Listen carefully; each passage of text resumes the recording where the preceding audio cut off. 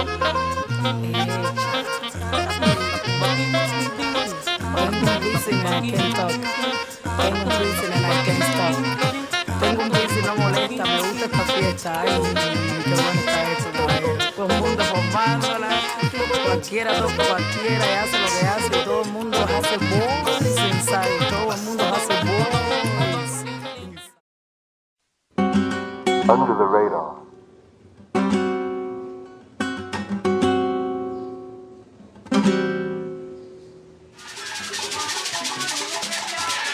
Come along as we take an exciting and educational musical tour of Cuba, the enigmatic Caribbean island just 90 miles south of Miami. Cuba, the land of hot music and old cars, sandy beaches and fine cigars, and oh yes, it's beautiful people.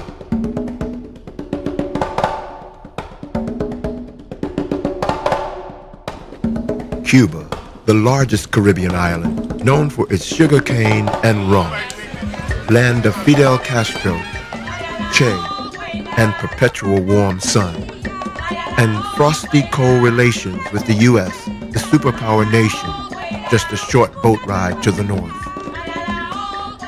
Governmental policies may have stifled Cuba's economic growth, but not the advancement of its music. Today, the music of Cuba is some of the most dynamic on the planet.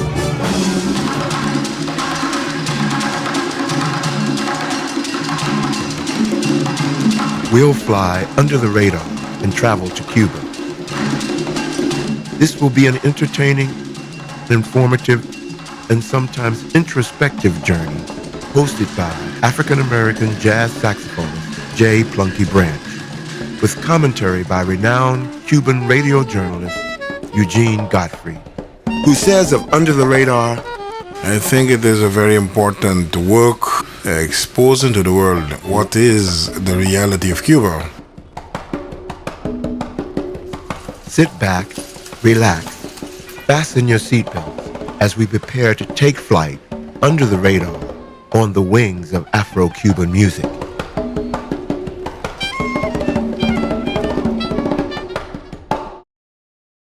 Hello, my name is J. Plunky Branch, and it's my great pleasure to be your host as we travel under the radar, surveying the music of Cuba, Afro-Cuban music specifically. I first went to Cuba to research and do the music for a documentary film to be made by my friend and producer, Alvin Skipper Bailey. When I got to Cuba, I was so enthralled with the music, I knew that I had to do even more. So I set about the business of recording as much of the music as we could find. Skipper and I used our American know-how and ingenuity and set out to find the music.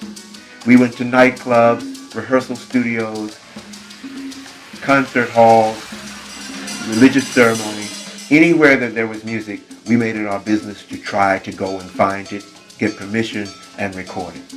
We recorded music in backyards with pigs and children playing. We recorded music at bembe ceremonies. We recorded rehearsals. We were at rooftop nightclubs. We were in the oldest concert hall in Latin America, in Santiago de Cuba. We went to visit families in Guantanamo. We did most of our recordings in Havana. We recorded whatever music we could find. This experience that we're going to share with you, we think is important. Not just because the music is good, and it is good. Music is a recording and communications medium. And so we hope that this will foster greater communication between the peoples of the United States, the people of Cuba, and the people of the rest of the world.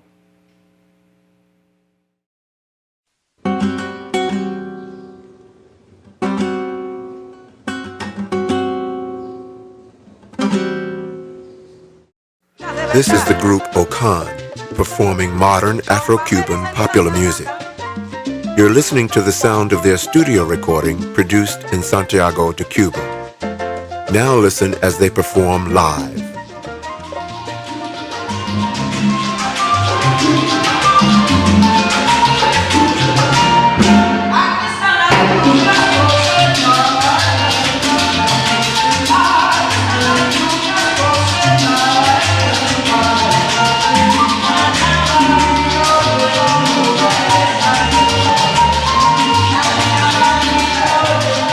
Many of the Cuban music and dance styles can be traced to a genre called son.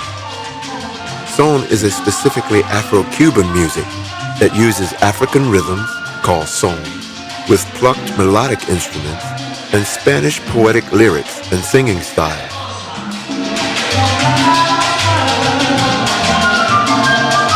Son was born in the early 1900s in the mountainous region of Guantanamo in the easternmost section of Cuba.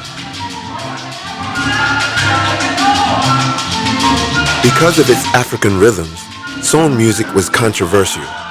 Nevertheless, it gained in popularity as it moved into the cities of Cuba in the 1920s, 30s, and 40s.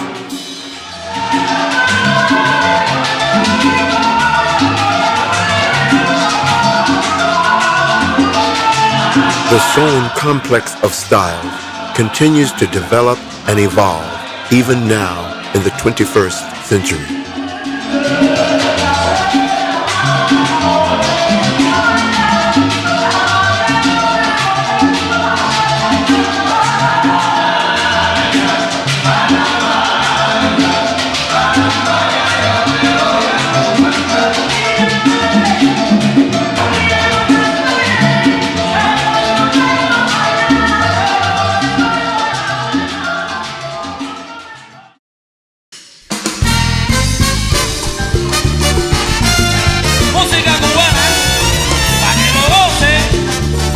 This is the Havana-based international touring band, Dennis and Swing.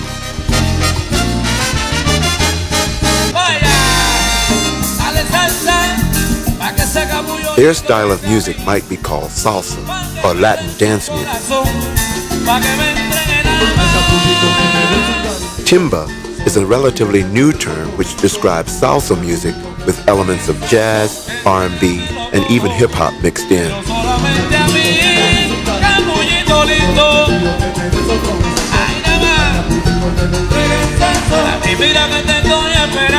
Some Cuban musicologists would say the use of the term salsa, which means gravy or hot sauce, is simply a way to lessen the political controversy of identifying the music with Cuba.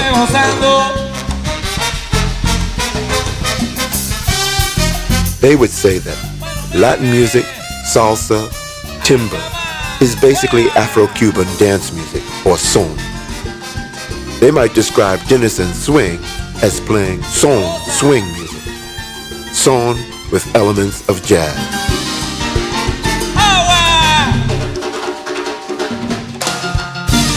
Whatever it's called, Afro-Cuban music is hot. Bueno, ya que estamos en familia, ya que estamos guarachando, pide lo que tú quieras, y aquí yo me encuentro cantando que pide lo que tú quieras, porque yo estoy aquí guarachando contigo. Baby, pídeme un poquitico más, que estoy guarachando contigo, solamente contigo. Ay, pídeme fiesta, más fiesta. Quieres que te dé mi amor, ay, pídelo.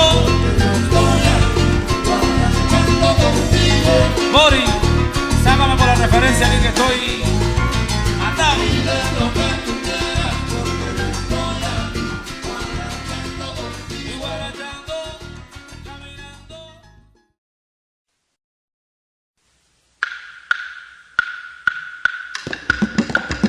Folklore Yuma is the premier cultural percussion ensemble from Eastern Cuba.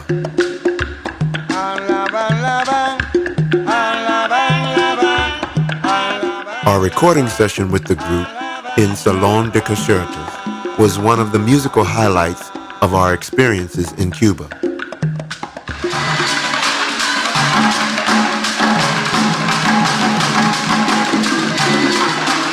Folklore Yuma was founded in May 1964, and the group's virtuosity, professionalism, and versatility are evident in their performances.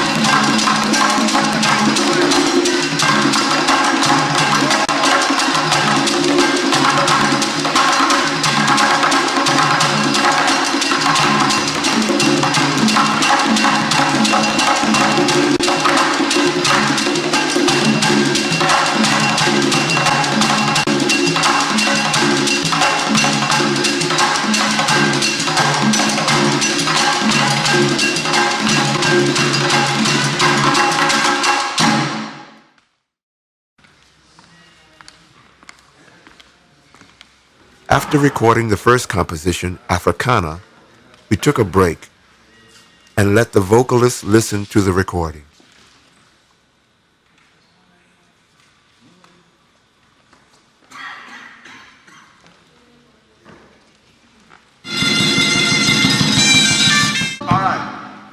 Then, after a few false starts and adjustments in levels and mic placement, the second composition was captured on digital hard drive.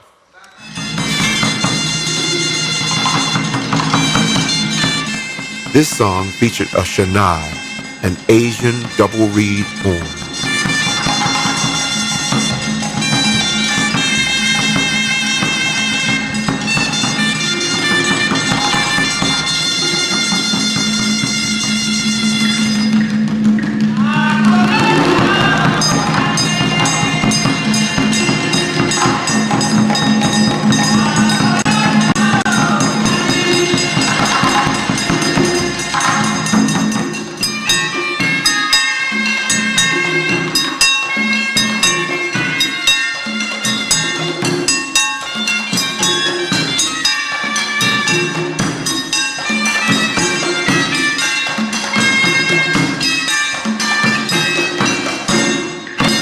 Folklore Yuma features singers and dancers in uniform costumes. They are quite a visual and musical spectacle.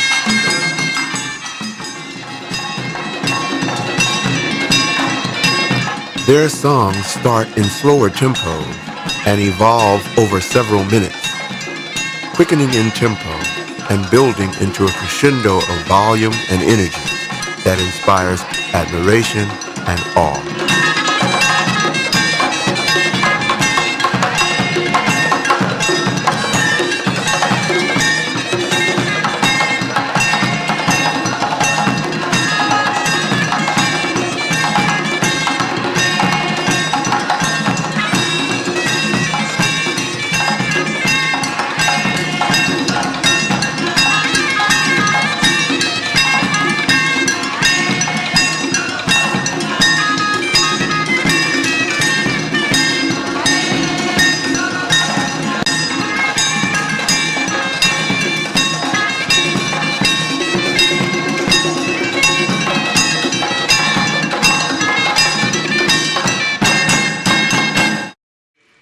Folklore Yuma has been featured on Cuba radio and television, at numerous international festivals, and on album releases.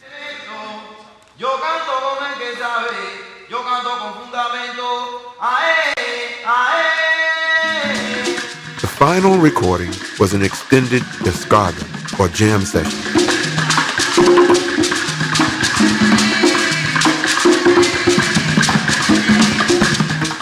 The energy was high, communication was effective, and spirits were lifted.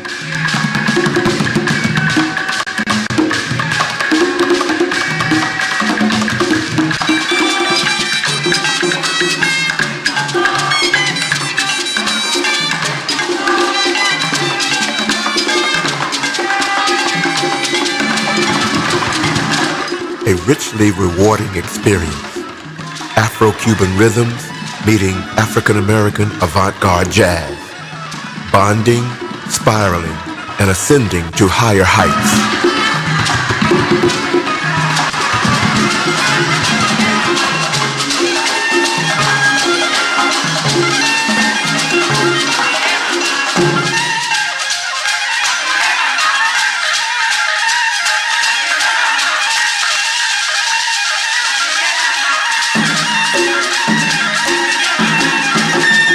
So, this was what we had come to do, to create powerful connections between past and present, to discover new sources of energy and inspiration, to fly into uncharted realms of future possibility, to explore and soar under the radar.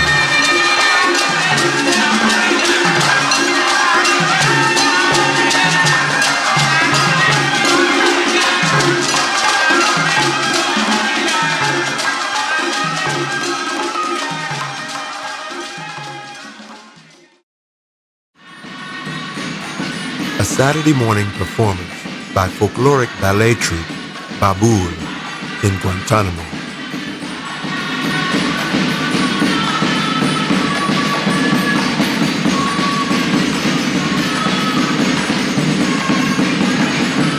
This dance depicts and celebrates the rural lifestyle prevalent in the eastern region of Cuba and much of the Caribbean.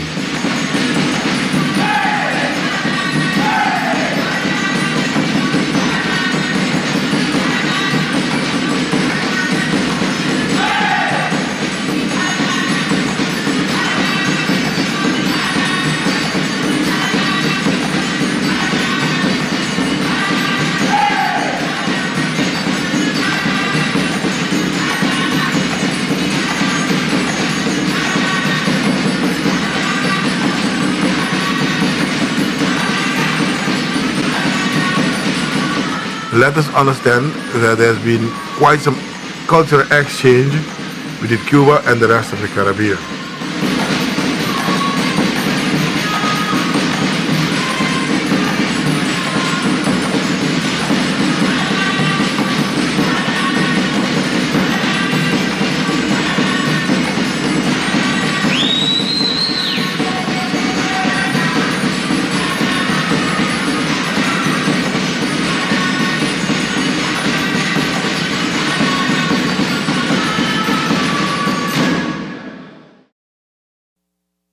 As you watch this sequence, you can imagine European chamber music as the accompaniment to the slaves mimicking the dances and mannerisms of their Spanish slave masters. But actually this dance is being performed to African drums and chants.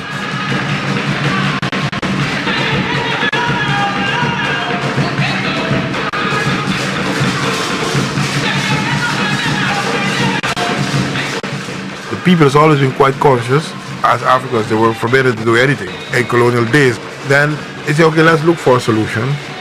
We perform our African rhythms, but we include and adopt also your Spanish traditions into our cultural performance. And that makes it acceptable to you. And you won't persecute us anymore. But also we teach you to be tolerant in so doing. So it is popular culture, and it's a culture of resistance, and it's a culture of liberation. All the time it is omnipresent in Guantanamo and in Cuba.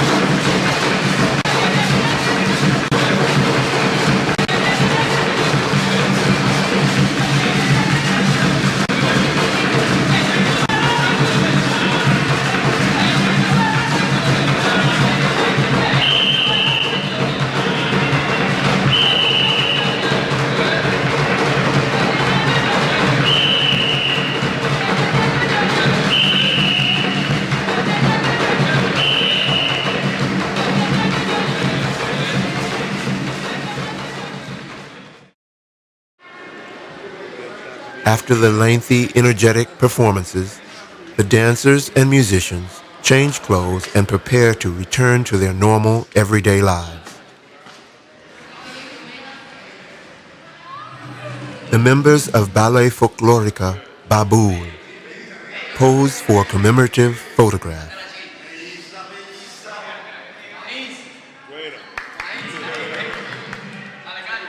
We are inspired by their youthful optimism and their heady aspirations.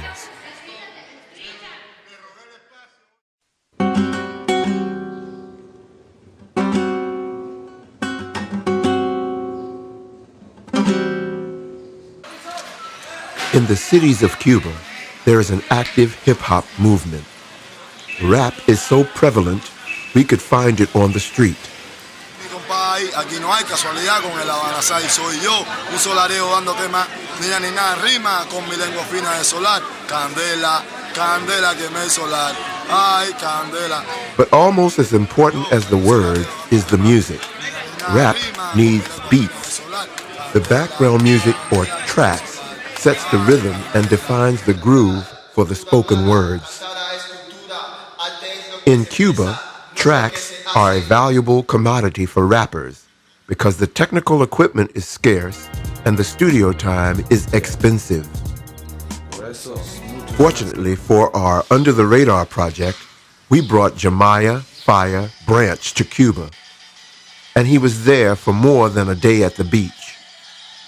Fire was our video cameraman, and he is a talented hip-hop beat maker and tracks producer. Fire and his Akai MPC 2000 sequencing sampling drum machine were a big hit with the rappers in Cuba. And Fire's skill, his music, his youth, and his style would be indispensable in our efforts to document and produce Cuban hip-hop. All of the rappers we recorded used Fire's beats and tracks.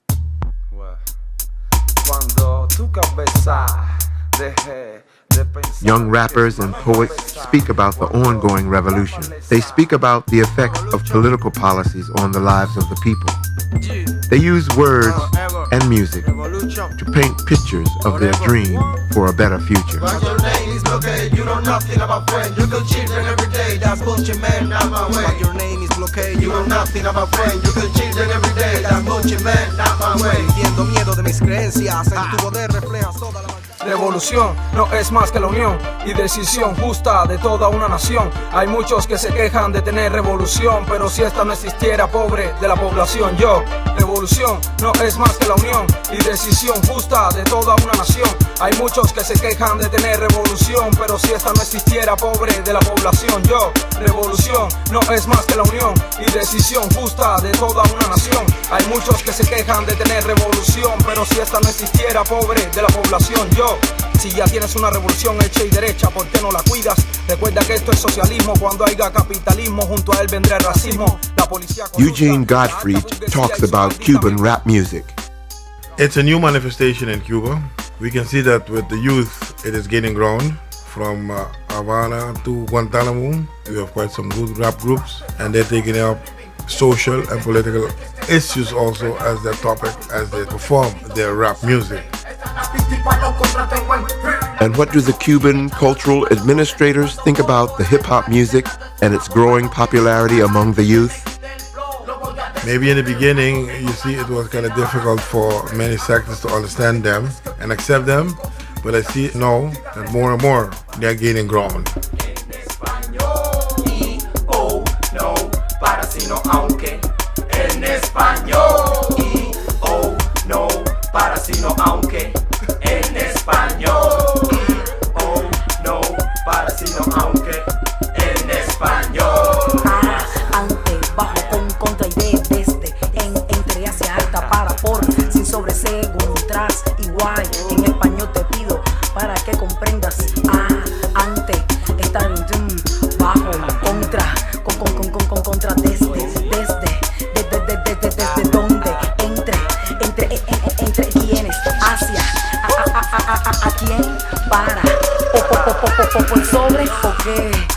¿Por qué? Nuestro pasado fue pretérito imperfecto, de modo indicativo, número singular, y en la verdad en español. Y, oh, no, para sino aunque, en español. Y, oh, no, para sino aunque, en español. Y, oh, no, para sino aunque, en español.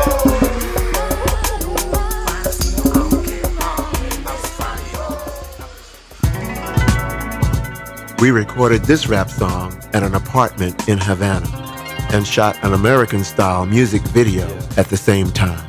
Por eso muchos nacen con talento y he conocido a tantos que por tanto la tierra morirá de espanto.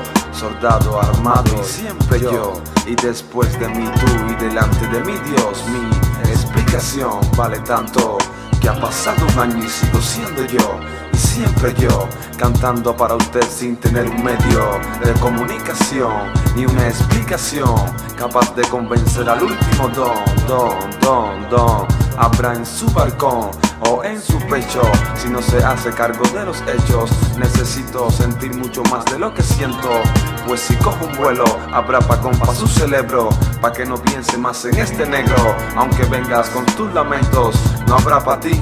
Puede que sí o puede que no, pues que son más. Yeah. Música es, esto es música. Es música esto es música. Música es música. Esto es música. Esto es música. Es música. Música. My name is MICHELDEXPLOCIONSUPRMA alias MIKI. Año de 201, hora de romper JIPJOP. Hey yo, de Walt Disney, what are you talking man? ¿O no me entiendes o qué? Pues que ves y no entiendes que yo, un cubano, nacido de una cubana, abra tu boca mala, consecuencia para tu mente macabra. Qué extraña es la vida, muchos lloran de risa y otros cantan por no ponerse a llorar. Porque esto es música. Música es música. Esto es música. Esto es música. Música. Música.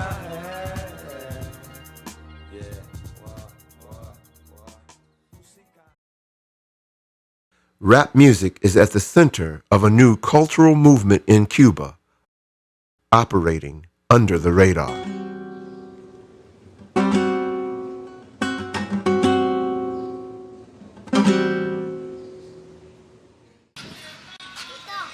For our very first music recording in Cuba, we went to the Guantanamo barrio, a neighborhood on the outskirts of Havana, to arrange to have a backyard party, or rumba. We came to talk with you and your friends about possibly performing because we want to use the sounds that I have heard here from you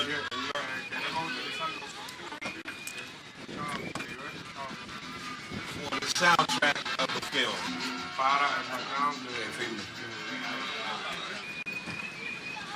So this is where we would set up and do our first recording, right in the backyard, with the pig pen, the pigeon coop, and the young kids playing in the background.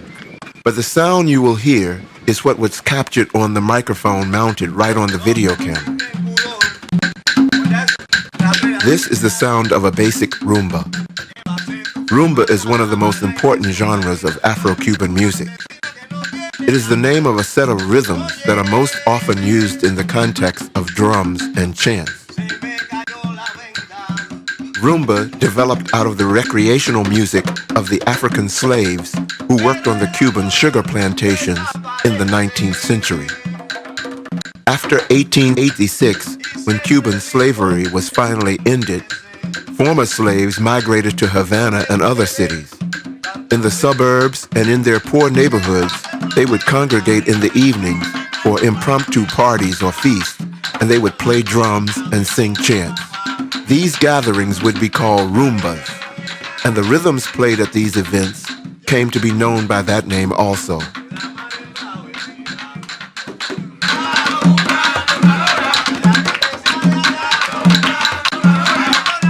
Within the rumba complex, if it is guaguancó or it is Colombia or it is yambu, each of the genres within the rumba complex expresses a message, a social message, whatever type. Therefore, an American, black African-American musician coming to a rumba, he has always a message to say. For the very fact that he arrives there and he sees what's going on, You'll be attracted to cooperate, to also share happiness, joy, sadness, for especially if you take our historical development into account. It is always something that we want to say with your brothers and our sisters playing rumba in Cuba. If you're African American, you say, oh, look our brothers there, how they play. You see, you feel that there's a message there. We share common historical backgrounds.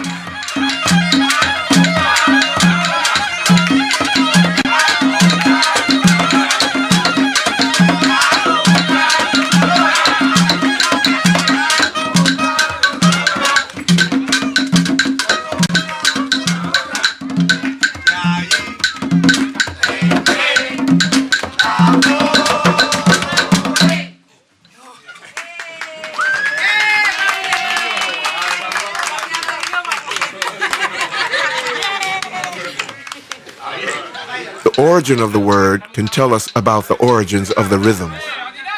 Eugene Gottfried on the origins of the word rumba. All words like rumba, or also we have the tumba in the eastern part of Cuba. We have the bimbe. All these words that have this mba are of Bantu origin. We're talking of from the Igbo land and Nigeria down to the Efik Ibibio land, you see? Way to the south of Africa, way to the east of Africa. That is the Bantu land. And they share common linguistical grounds and also musical grounds. What is music without language? And what is language without music, of course?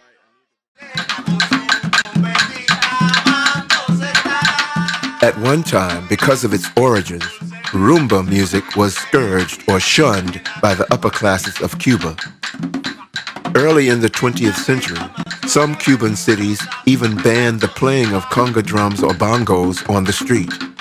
But by mid-century, rumba and other Afro-Cuban styles was the music played for dancing in the nightclubs and hotels. It was the sound that tourists wanted to hear and that moviegoers wanted to see. Afro-Cuban music became the signature sound of the island. The session gained momentum and energy as the afternoon wore on. We even celebrated a birthday.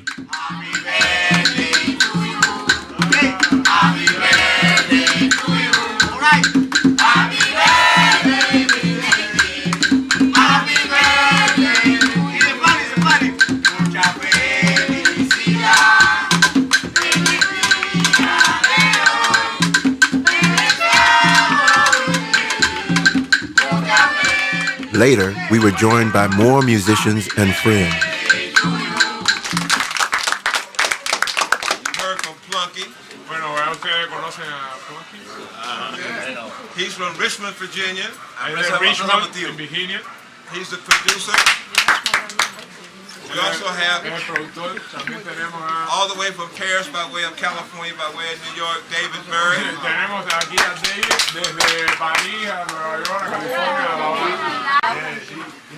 We want the spirit of the women as well as the men. Y queremos ver el espíritu de las mujeres tanto como el de los hombres. ¡Ah! ¡Hay mujeres aquí! ¡Sí! ¡Y que levanten la mano!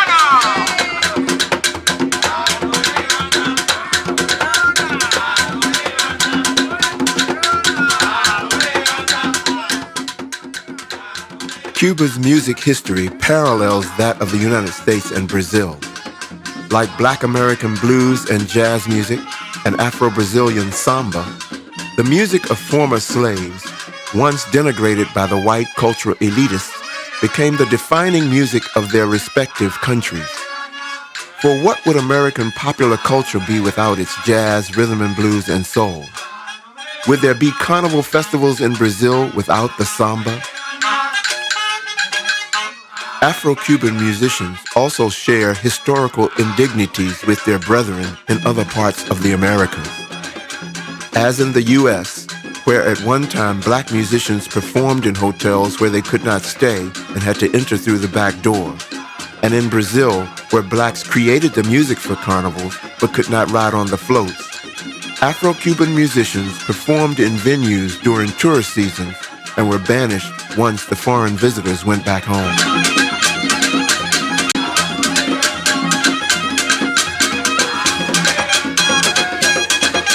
Our rumba session lasted into the night. Rumba being then the complex of rhythms that gather people in an ensemble, you see, or in a togetherness. Good vibrations, good times, good music. This is how the rumba had developed and how our project took wing under the radar.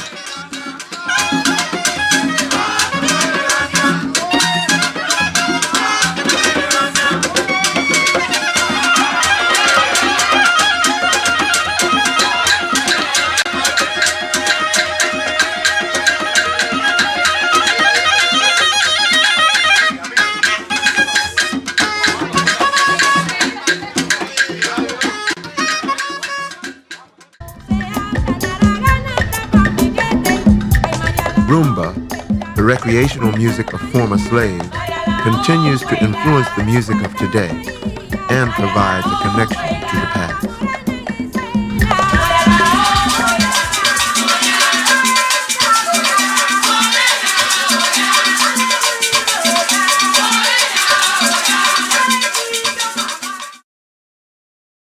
Here we are in the Callejón de Hamel, and the painter of this whole street is called Salvador.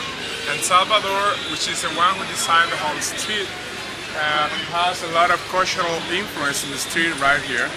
And for instance, there are days in which there are activities for the children, others for the senior citizens, and then of course there are Sundays at 12 o'clock every Sunday. There is something which is called the Sunday of the Rumba.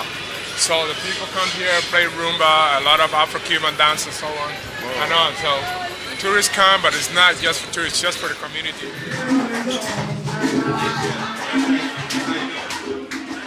This is inside the home of the artist Salvador.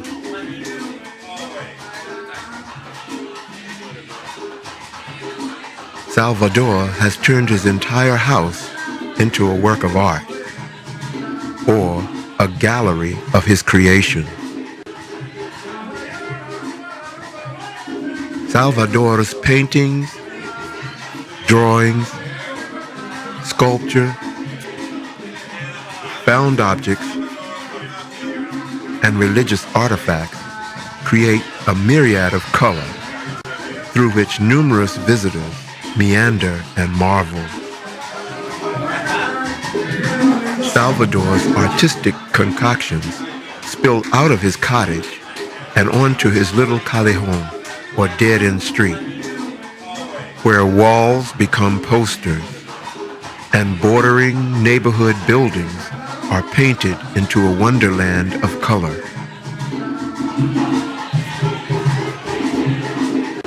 We visited Salvador's Callejón de Hamel, which has become a Havana landmark and a favorite tourist destination on a Sunday of the rumba.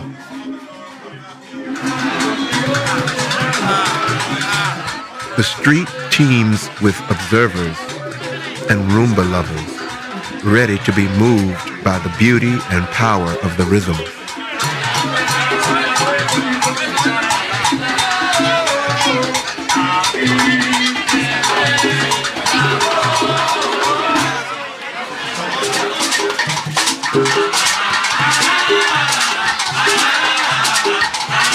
The rumba groups are energetic and fantastic.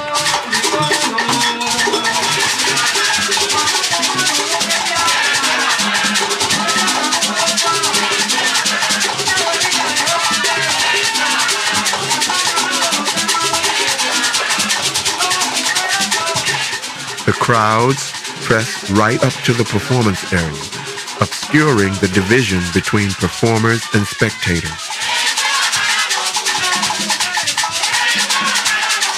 In this environment, everyone is part of the show, part of the ambience, the performance, the art, part of the rumba.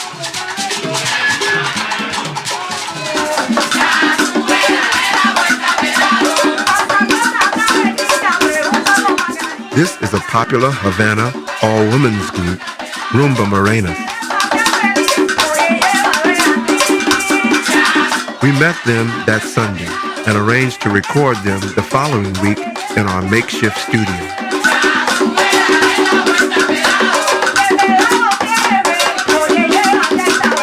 These dancers were not a part of the group, but very much a part of the show.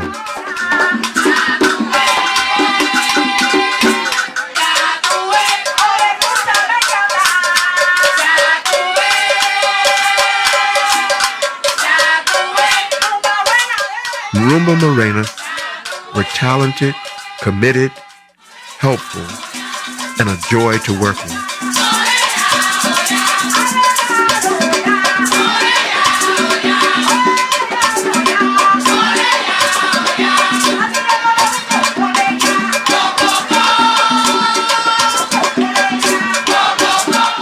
We see that more women forming groups to play the rumba music and to play what is known as a sacred music in Cuba, but it has all to do with the rumba. Of late, we see that there are many more groups coming up, and they do have a place to play. They get more and more platforms to play.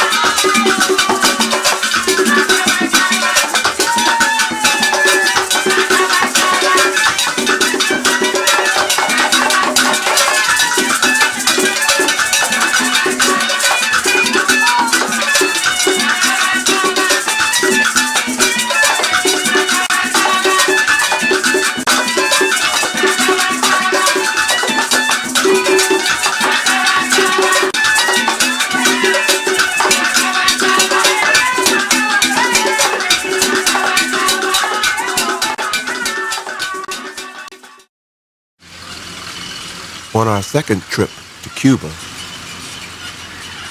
we travel from Havana to Santiago to Cuba.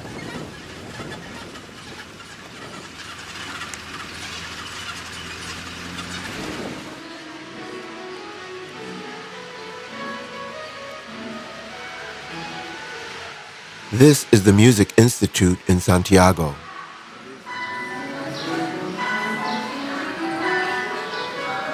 The music conservatories train future classical and popular musicians. Because music is so important to both the day-to-day culture in Cuba and to the economy, and also important to the image of Cuba abroad, the training and development of musical talent is taken very seriously. The governmental system of support and utilization of music is controlled through local, provincial, cultural offices, linked to a national cultural ministry.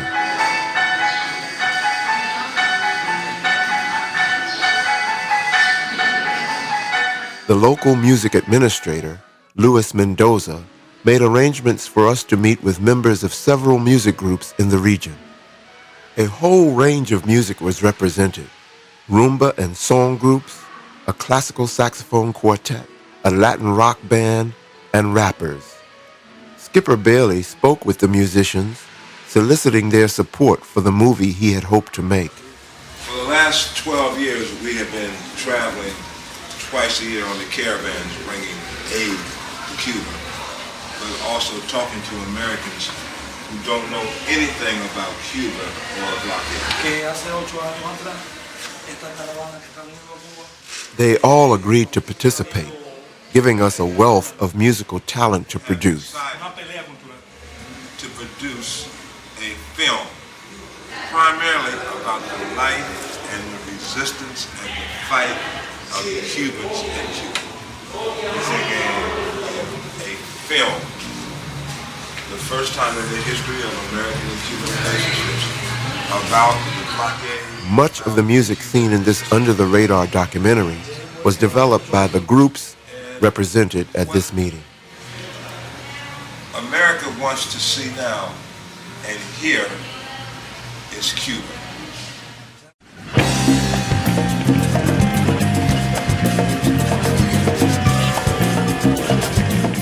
Most Americans don't get to travel to Cuba, and very few have ever seen the eastern region of the island, where much of the Afro-Cuban music, culture, and its socialist revolution originated. The look and feel of Santiago de Cuba, the country's second largest city, is exotic, with its narrow streets, different ethnic groups, and varied architecture. This is our drive from the hotel through one part of the city to where we recorded most of the groups identified by our government contact. The Salon de Conciertos, the concert hall.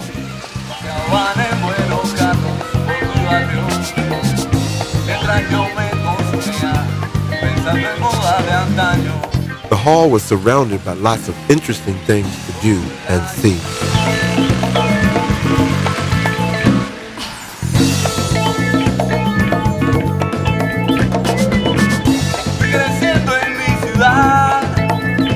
We recorded this song and two others by the Santiago de Cuban rock group Murala at this outdoor rooftop venue.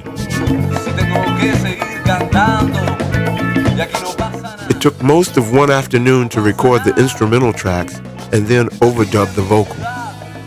It was a long process, but the results were worth the effort.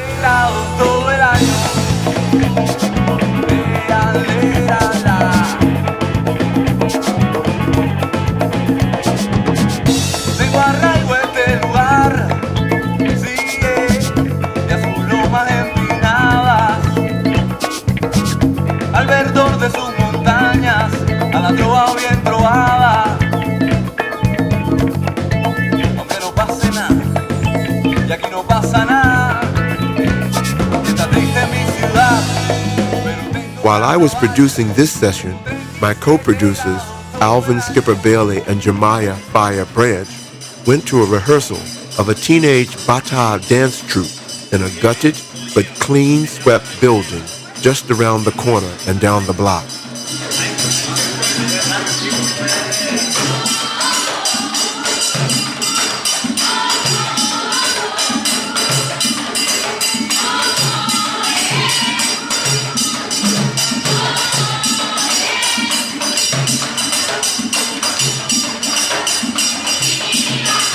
This was not one of the groups that the government had identified for us, but Fire had gone out exploring in the neighborhood and heard the drumming.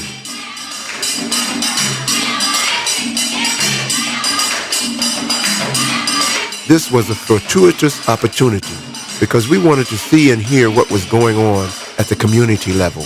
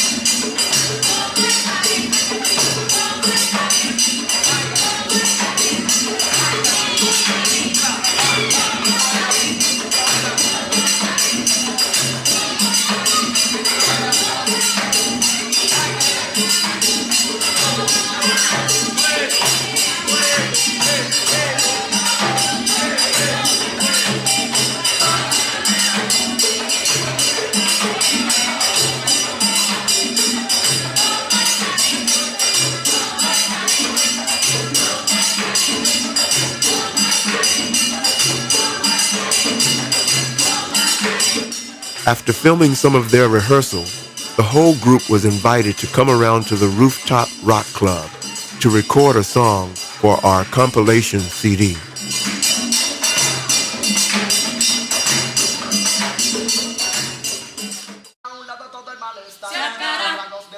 Back at the club, I was finishing up the rock group's vocals.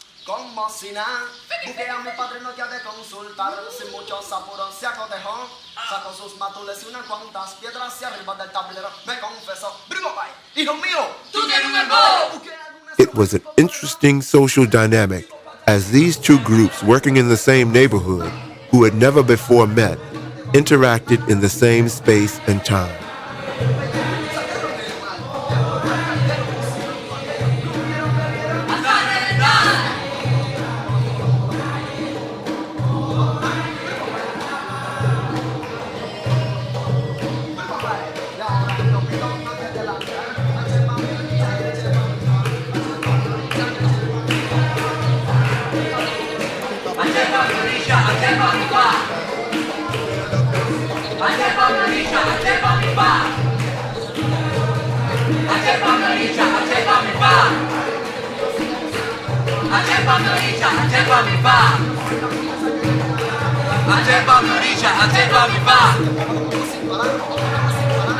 Afterwards, they would go back to their respective places, perhaps slightly changed by the experience under the radar.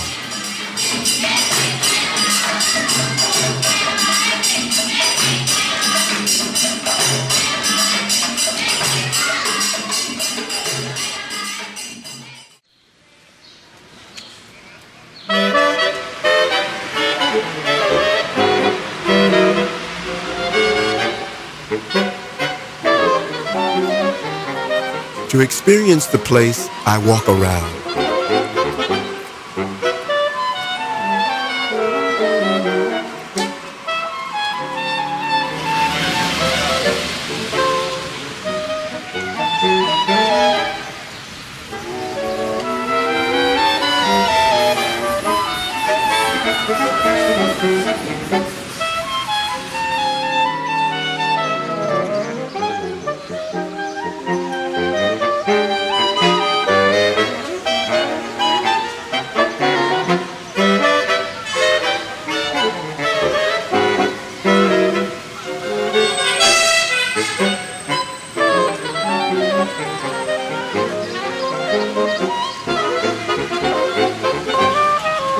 Often, I play my sax, interacting with the sounds and the people on the streets.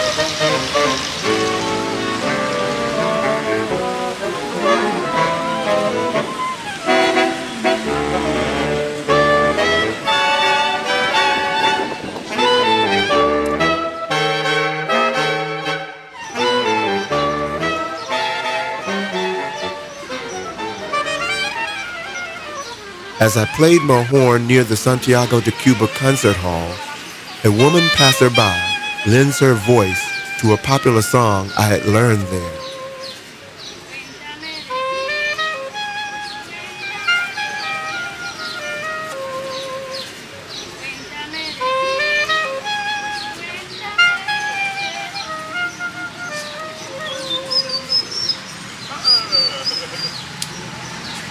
Two rappers we were to record happened by.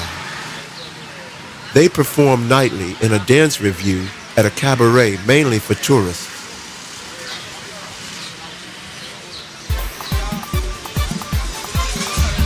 We talk music and make plans for the evening after we do a quick photo shoot.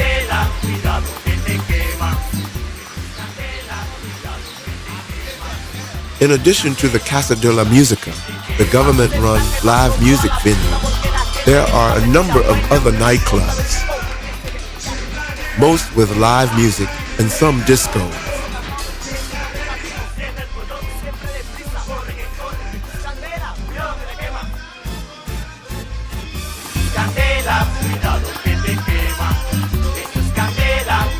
Every night, the clubs are packed with locals and tourists, and the many foreign nationals working for corporations and other governments who enjoy the exotic nightlife.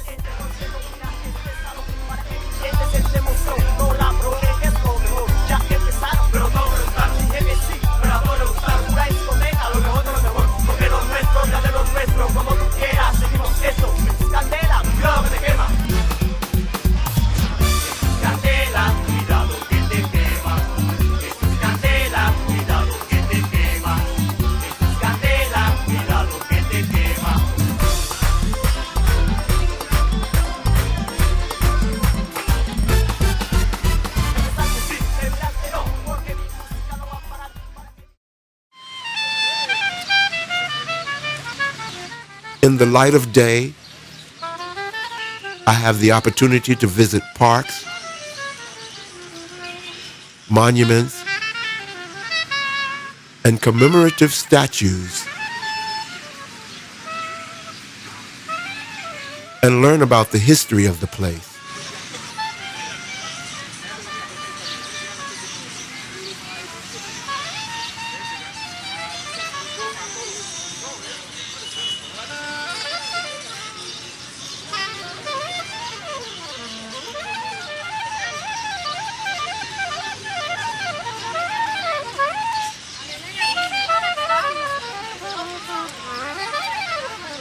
Children are always a joy.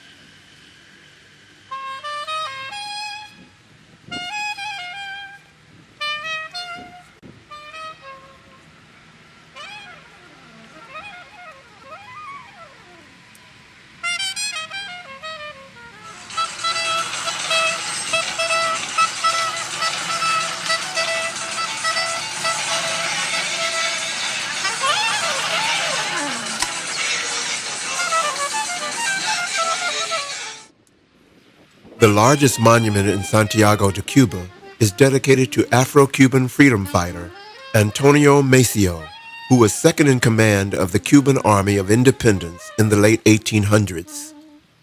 Commonly known as the Titan of Bronze, Maceo was an outstanding guerrilla leader in 19th century Latin America. Antonio Maceo, you're big because you're illustrious and visionary. You knew how to put in practice the teachings of your mother, Mariana Grajales Cualo. You knew also how to live up the ideals of the Maroons and also of great men like Jose Antonio Aponte y Ubarra in 1812 and also Plácido in 1844. All who have given their life and blood for exactly what you stood for in 1878 when you confronted the Spanish ruler, General Arsenio Martinez Campos, when you told him no independence without the total abolition of the enslavement of Africans here in Cuba. Today we are inspired by your messages and signs of solidarity with other peoples in struggle for their liberation. Plunky is improvising and vibrating the messages of your contemporary Frederick Douglass, who has had quite some admiration for you, just like the Association for the Abolition of Slavery in the United States. And today, together we say, forward ever, backward never, unity forever.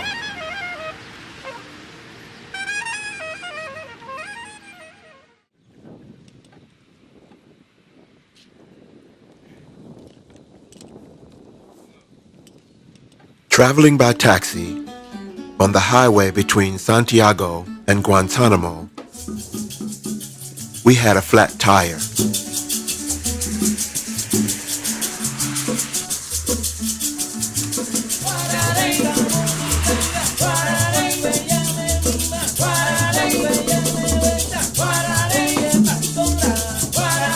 After that minor inconvenience, we arrived in the city of Guantanamo.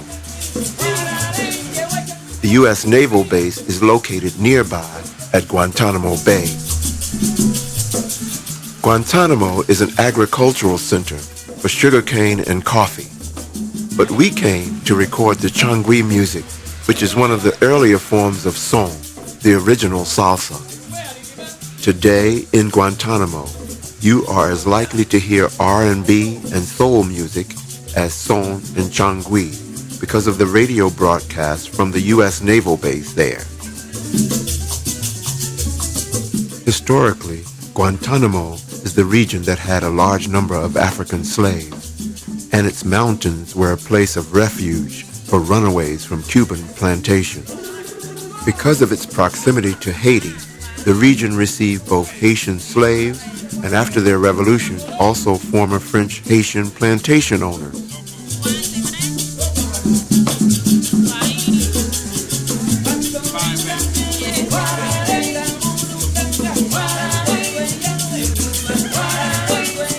Jamaicans and other islanders also immigrated to eastern Cuba, so the area has multicultural influences.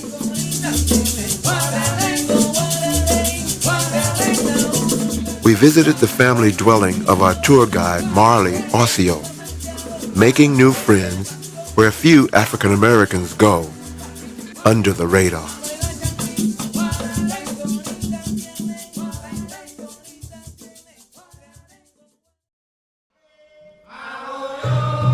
No survey of the Afro-Cuban music landscape would be complete without citing the sacred music of the santería religion.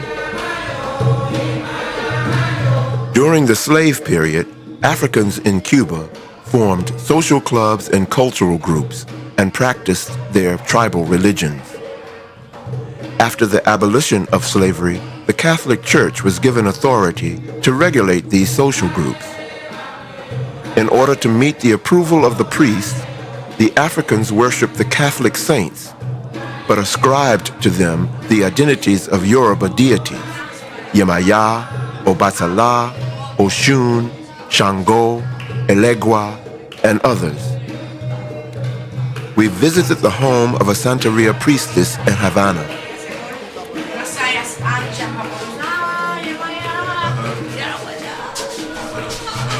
She explains some of the deities, their spheres of influence, and their colors. Shango. Y este es Orumila.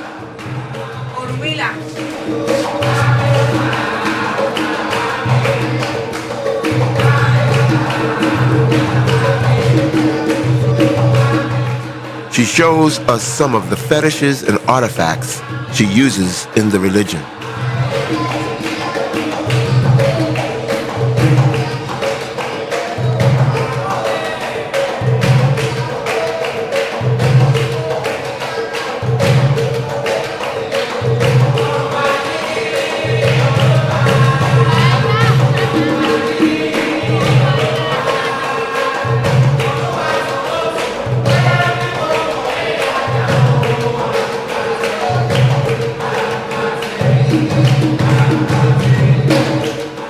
Ironically, in trying to seize control of the African groups, the church actually created the environment in which the Lukumi or Santería religion flourished. Throughout the Caribbean and South American nations where slavery was practiced, Santería remains a vibrant cultural force today.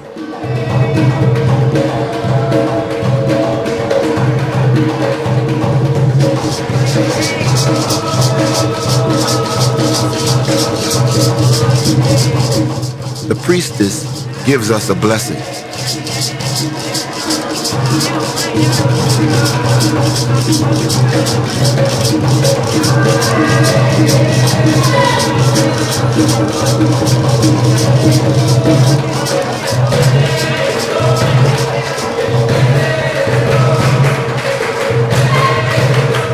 Music and dance play a very important role in Santería worship ceremonies, or bimbes.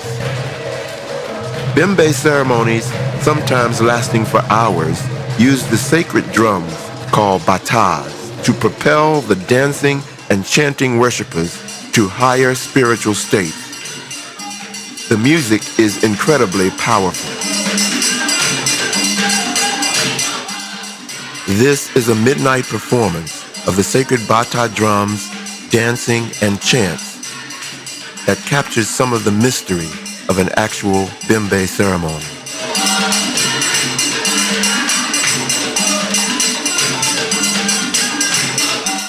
In the Santería religion, we have an excellent example of ancestral connections and musical communications under the radar.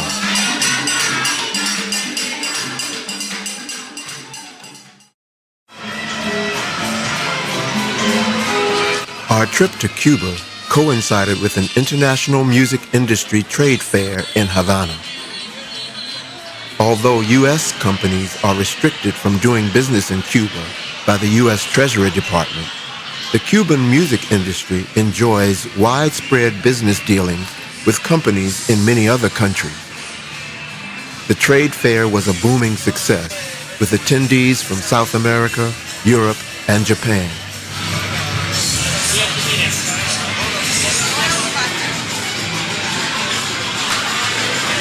We made contacts and reacquaintances with Cuban musicians and talk about future prospects for cultural and business exchange. Also in Havana at this time were three renowned African-American avant-garde jazz musicians. Baritone saxophonist Hamiet Blewett is a member of the World Saxophone Quartet and a widely acclaimed soloist on his instrument. He is regarded as an originator from the creative music period of jazz in the 1970s. Craig Harris is one of the most innovative trombonists of our time, and he is an articulate, well-traveled touring musician.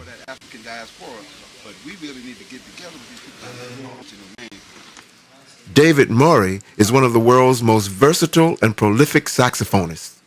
He is an avant-gardist and a straight-ahead jazz master, and he prides himself on performing and recording in diverse musical settings. David was in Havana to record an album of Afro-Cuban big band jazz with a large ensemble of all-stars. He is working on arrangements in an apartment dining room with two of the Cuban band leaders before going into the studio to make the recording. Here is the rehearsal of the full ensemble in the recording studio.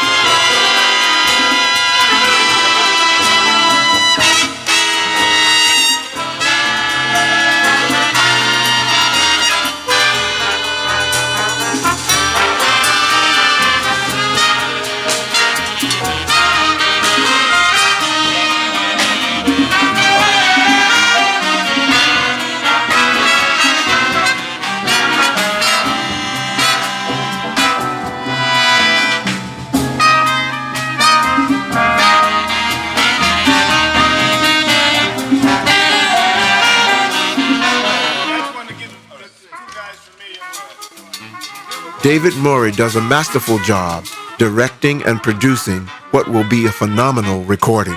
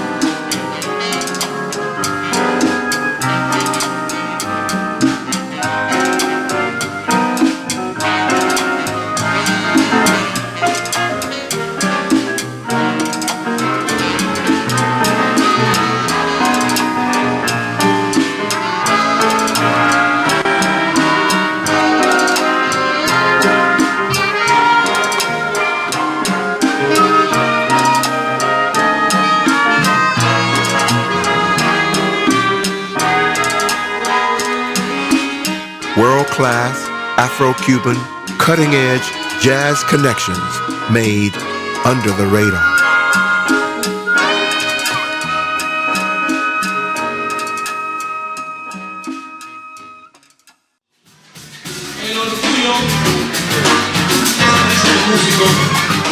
An Afro-Cuban jazz jam session, a descarga, featuring Dennis and Swing, Craig Harris, Hamiet Blewett, J. Plunky Branch, and David Murray.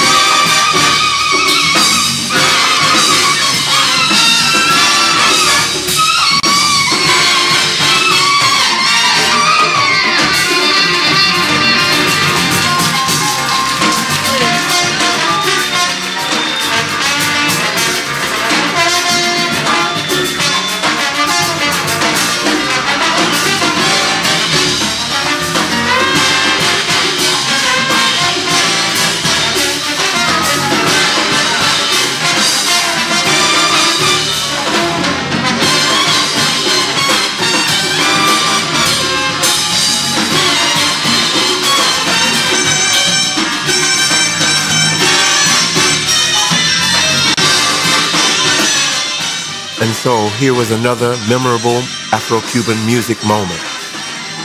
A galaxy of stars meeting, merging into a musical highlight. Under the radar.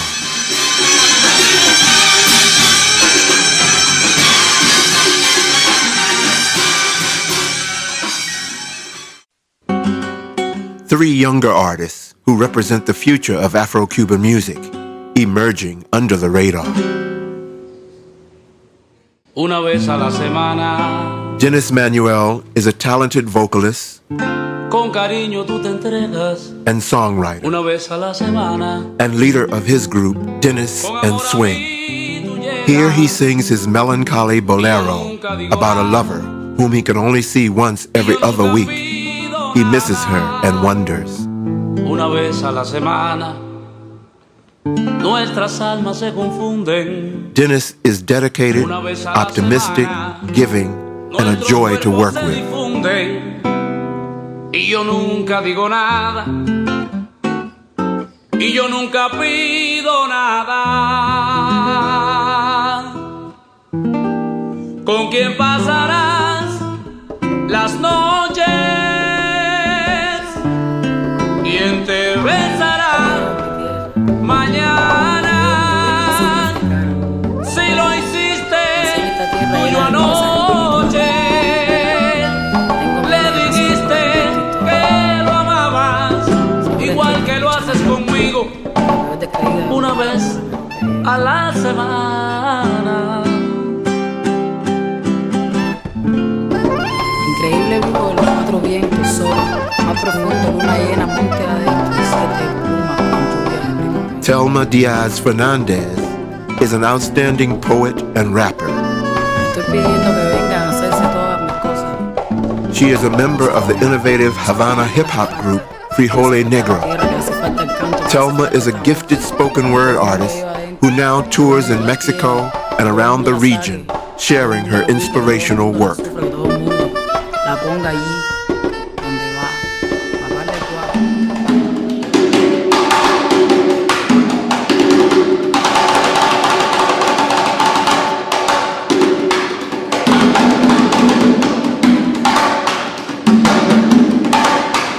The conga drum is the primary instrument of Afro-Cuban music.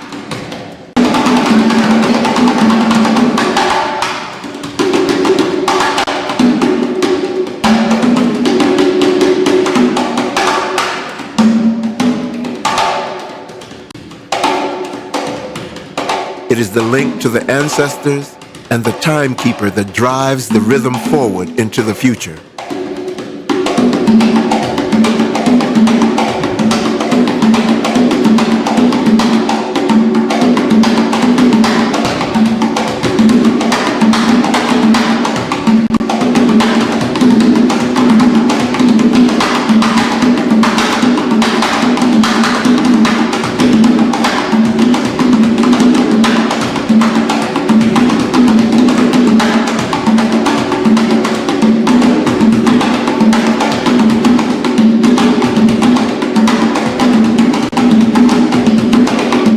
Saw Eliel Lazo Linares performing in a jazz club with elder musicians.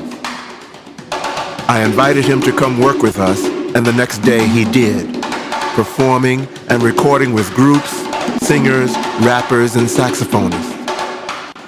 Here are excerpts of an extended solo work. Here is the work of a future master conguero at 17 years old.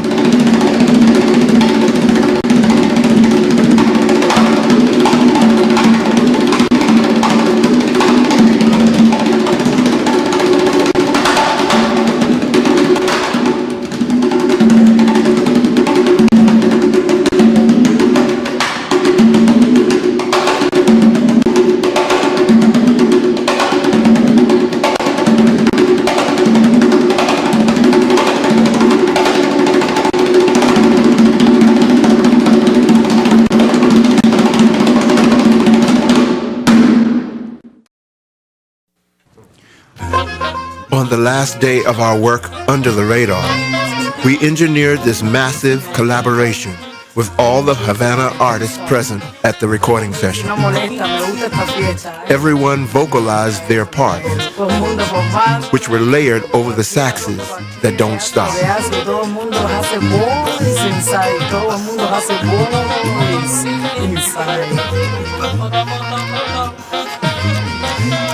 Tengo un piercing and I can't stop.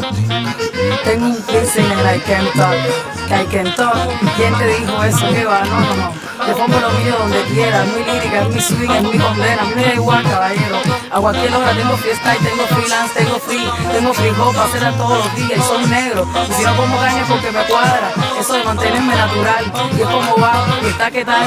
No me digas que ron, está bien, el ron se vale.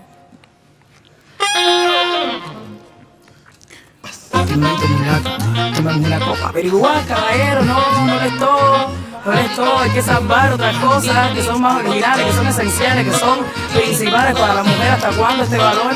¿Hasta cuándo este dolor? No, vamos para adelante, vamos a echarla como es. Aquí todo el mundo está en talla. Aquí todo el mundo la tiró, se paró. Y todo el mundo la puso como tenía que ponerla, ¿por qué no?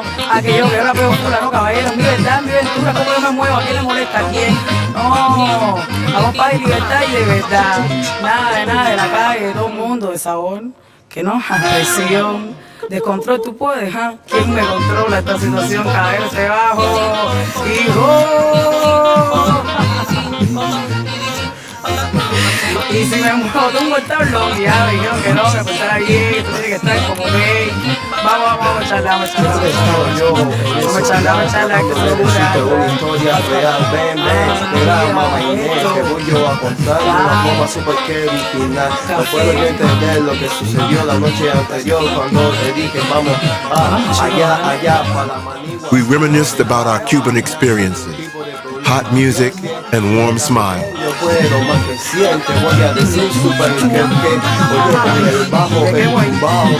An ultimate and personalized discography, an innovative, future-style jam session.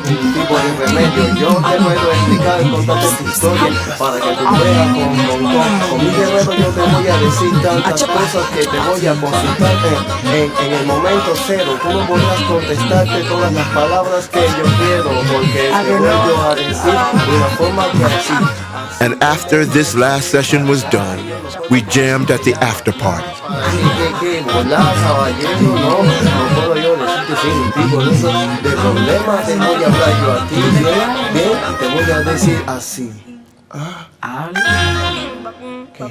¿Qué está pasando? Que no entiendo qué está sucediendo. Then the producers rested and plotted their next move under the radar.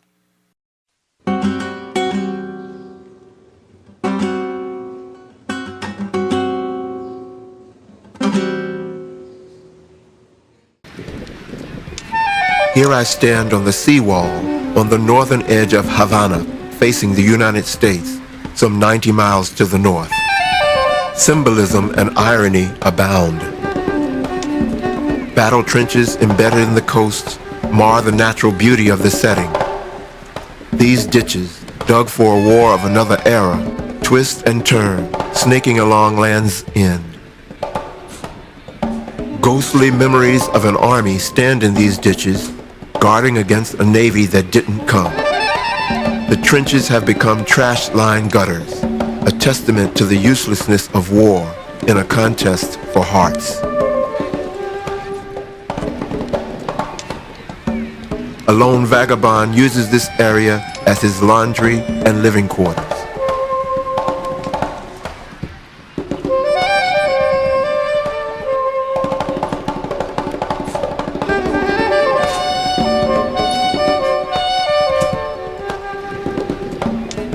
Is the U.S. blockade for his own good?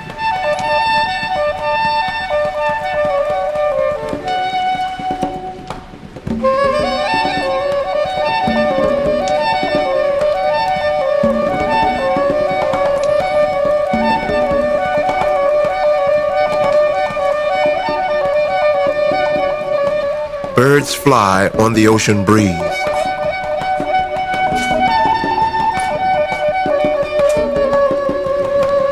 While lovers come here to look to the sea for hope and inspiration. Landlubbers come here to think about sailing to freedom. Dreamers come to contemplate a world where the politics of egotism will succumb to the promise of cooperation. Music and art can help fulfill that promise. Cultural exchange, people-to-people contact, and music will foster better understanding. Nations grooving to the same music cannot be at war and will only need radar to coordinate the landings of plane loads of friends. If musicians were kings, there would be no borders. We can all be musicians and kings. if we learn to sing together.